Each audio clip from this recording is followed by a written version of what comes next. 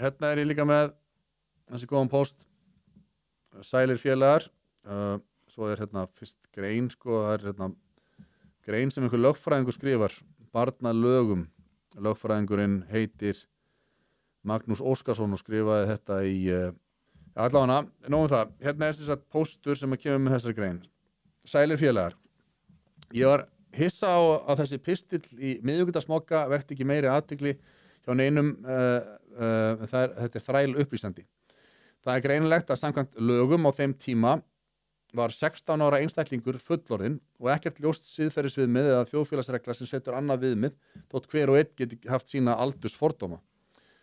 Þetta sem sagt í tengslum við umræðina Þórdísi Lóu og umfjöllun fjölmiðla það mál. Ástildi Lóu. Já, fyrirgefum. Þetta í tengslum við umfjöllun fjölmiðla Ástildi Lóu og afsögn hennar sem ráðherra.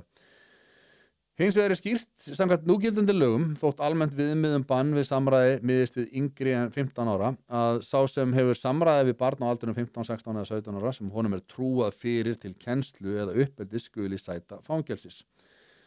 Þetta síðasta gríðarlega mikilvægt atriði að bendi til þess að RÚV hafi haft lögfræðing með í ráðum þegar atlagan að Ásthildi Lóu Þórsdóttur var hönnuð. Orðalagið hana sem einhver leiðbeinandi Eiríks í trúarstarfi ekki almenn lýsing sögumanns á samskiptum fólks.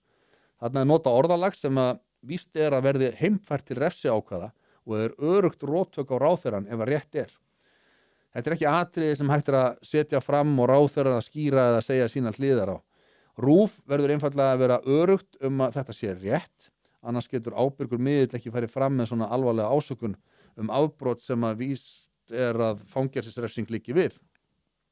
Ef þú skoðar reglur RÚV fréttaflutning í sjónvarpi sem að ég fann á vefnum þeirra 2022 en finn ekki þar lengur, þá stendur að RÚV þurfi 2 heimildir fyrir frétt nema í skilgreinum tilvikum. Þetta svo alvarlegt að þeir hefðu orðið að kanna þetta með fullnægjandi hætti. Auðvitað brást Ásthildur Lóa skringilega við með heimsókn en hún kannski að panikera þegar hún sér sína sæng upp breyta gagnvart óverjandi vinnubrögðum RÚV. Helgi Seljan virðist gera sér fulla grein fyrir að þetta atriði algjörlega hornsteinn í aftöku RÚV á Ásthildi Lóu.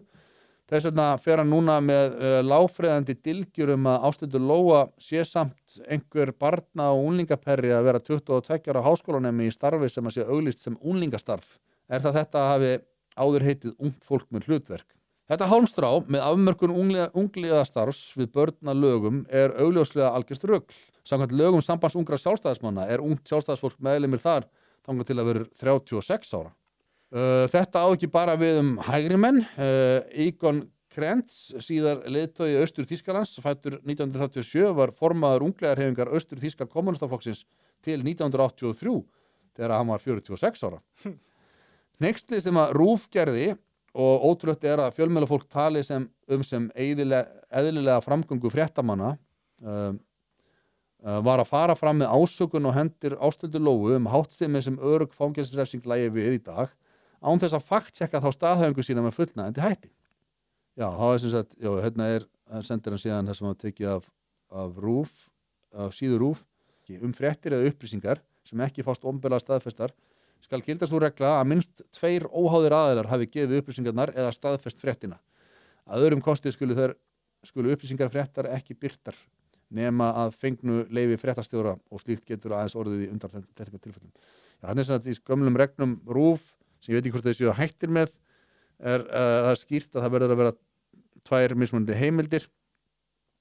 Þetta voru allavega starfsreglur sem voru í gildi og má segja að almenningur hafi ekki verið varaður við því ef þær gilda ekki lengur, þar að segja. Þetta áhugaverðir punktar, mjög áhugaverðir punktar hérna og maður auðvitað orðið var við umræðuna og fólk að tala að RÚV hafi algjörlega farið fram úr sjálfu sér. Já, varaþingmenn bara mætti með ruslapoka upp á RÚV og alls konar. Og þá viðbröðum við því þegar að Biggi Veira úr Guskus mætti með ruslapoka upp á RÚV, þá sá ég að Logi menntamálaráðherra, hann skrifaði eitthvað á þeirlega þetta væri alveg forkastanlegt af Birgi sem nú varaþingmaður Samfylkingarinnar og Logi sagði við verðum að treysta bara að RÚV fari faglega fram. Verðum við bara að gera það? Bara í blindni. Já, það stúpid.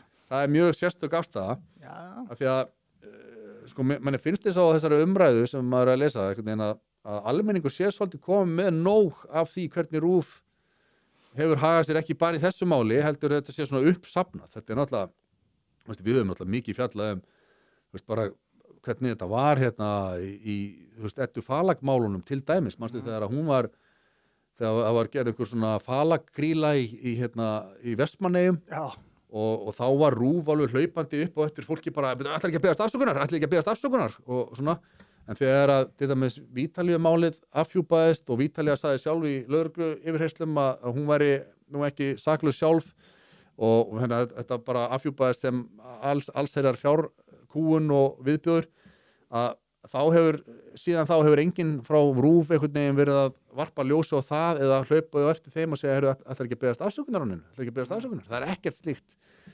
og mér finnst þetta svolítið góð punktur að því að þegar þú ert með að gera þessa risafrétt á RÚV, þetta er risafrétt og þú ert með þarna stærsta atriði í þessu er það að hún hafi verið fullorðin kona og hann hafi verið barn þegar það eiga samræði að þá ertu alveg 100% að lúslesa bæði lögin og þú ert að lúslesa sko bara fæðingardagur barnsins miðað við 9 mánuði undan því og tjekka 100% hvað var hann gamall þegar samræði átti sér stað.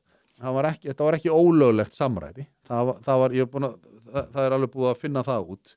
Þannig að það er svolítið skrítið að RÚV hafi ekki verið sko með það á hreinu bara? Já, bara með það á hreinu og fara ekki fram með fréttina með þessum hætti og fara að vísa í núgildandi lög sem segja og svo framvegis. Og svo er einmitt þessi punktur líka að þau sjá glufu, það segir þetta er löglegt samræði nema þú sért leiðbeinandi í einhverju ungliðastarfið eitthvað svona og þá er það einhvern veginn dregið upp að, hún var leiðbeinandi sem hún hefur sagt var alls ekki þannig. Þannig að þessi atriði er alveg, það er rosa sérstætt og þetta er eins og þetta sé skipulögð aðför með því að þau vita alveg nákvæmlega að samræðið er ekki ólöglegt þegar þetta fer af stað. Já, sem mér finnst sko rosa skrítið að RÚV sé að skipuleggja aðför að þessari ríkisstjórn. Veistu hvað ég menna? Því ég myndi nú halda að þeir væru meira... Já. Þannig að þetta er mjög furðulegt sko. Já. Þetta er náttúrulega bara, sko, blaðamenn auðvitað...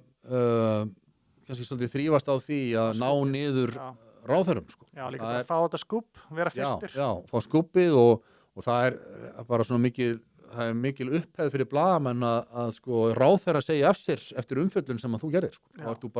Þá ert þú vinnir í blaðamannstund. En sagði hún ekki af sér áður en umfjöllun kom?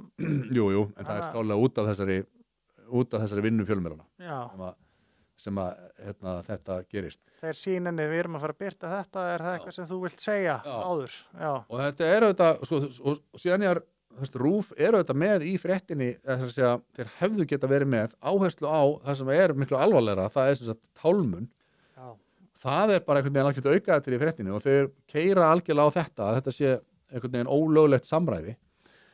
Þannig að þetta er allt saman mjög sérstætt og mér sýnist á þessari umræðu einhvern veginn það eru óbúslega margir reiðir út í RÚV og ég held að þessi tilkomið þannig að þetta er bara svona kornið sem að fyllir mælinn.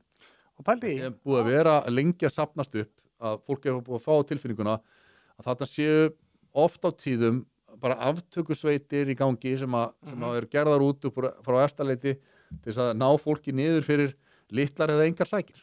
Og fólki sem þeir að ná niður er að borga fyrir það. Fyrir utan það. Sem er náttúrulega bara insane. Sko, Ásthildur Lóa var að borga þeim fyrir að gera þessar fréttir. Eða pælir í því. Og ég meina, sko, þú ert með sérstakann þjónustusamning við ríkið. Já. Þetta er bara verktakagreiðsla sem ríkið borgar bara 6 milljarða á ári og þú þarft að sko vera með þau eru þetta með siðareglur og þau þurfa að fara eftir siðareglunum og þau þurfa að passa sig enn betur heldur en venjulegir fjölmiðlar í landinu því þetta er allt öðru síðan sem þú segir það er almenningur í landinu sem er að borga fyrir þessa þjónustu þannig að þetta er mjög váðasamt og ég held að það sé alveg réttmætt að það er ekki bara úr lausu lofti gripið að fólk skuli vera reitt og vera svolítið búin að fá svolítið nóg af framferði RÚV undanfarið Vonandi verður þá bara eitthvað svona almennt samkomulag milli allra að þurfa að leggja þetta batteri niður, eða að hætta ríkisfjármögnum og þú sé skildur að borga. Svo umræða er löngu orðið nauðsynleg og það er bara virkilega að taka ákvörðun með það. Og ef við eigum að ráða, þá erum við að fara að hætta að borga þetta. Algjörlega, allan daginn. Kæru vinir, takk fyrir að horfa á stuttbrot úr Harmageddon. Við minnum á, það kostar ekkert að brosa og það kostar heldur ekkert að subscribe hérna á YouTube-brásun okkar. En ef þú vilt sjá þáttinn í fullri lengt, þá ferðu á broadcast.is og nærðir í áskrift. Takk fyrir.